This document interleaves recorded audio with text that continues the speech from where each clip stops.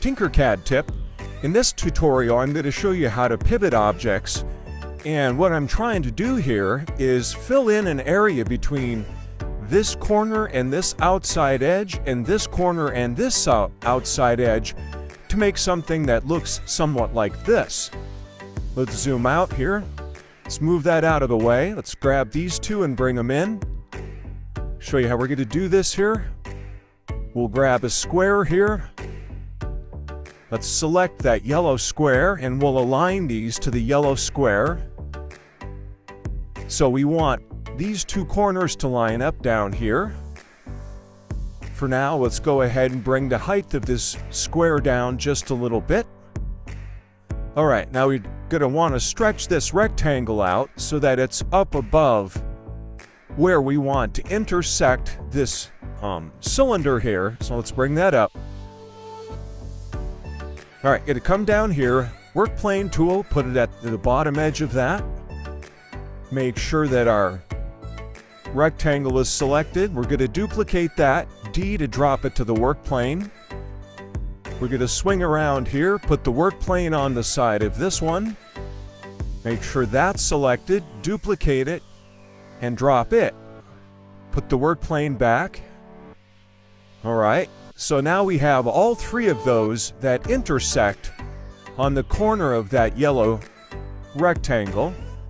Zoom out, let's select all three of those.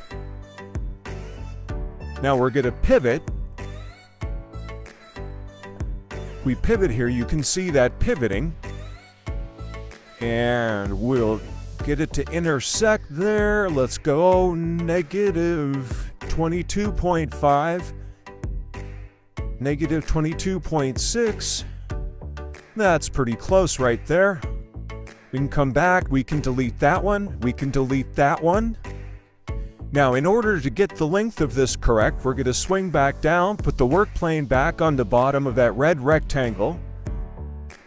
Come over here, select that, and we're going to drag that back. There we go, to right about there. And while we're here, we're going to come around at the side, and we're going to make this a little bit wider. There we go. Put the work plane back on the default. Let's change the height of that to 2 millimeters to match the other two objects there. Now we have to do something for this upper left corner here. So that we're going to grab another square here, bring it down a little bit. So this time we're going to put the work plane on the edge of the yellow there. Select our red square, drop it to the work plane. Put our work plane back. We're going to select those two, we're going to align them. We're going to click on the yellow to make that the focus of the alignment. There we go. While we're here, we're going to stretch this red rectangle, this red square into a rectangle. There we go.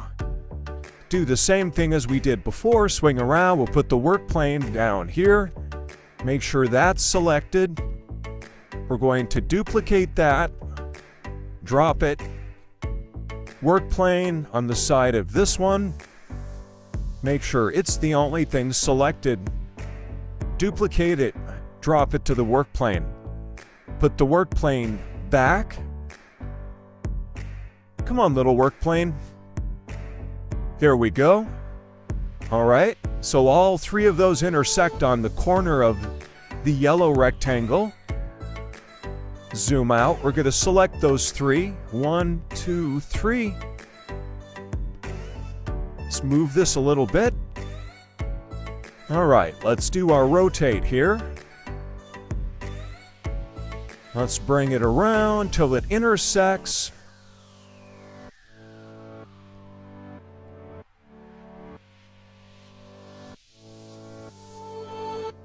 Let's go negative 0.5. There we go. You can see the edge of the orange there. Alright, let's go ahead and delete that one, delete that one. We're going to swing back around. We're going to put the work plane back on the bottom of this.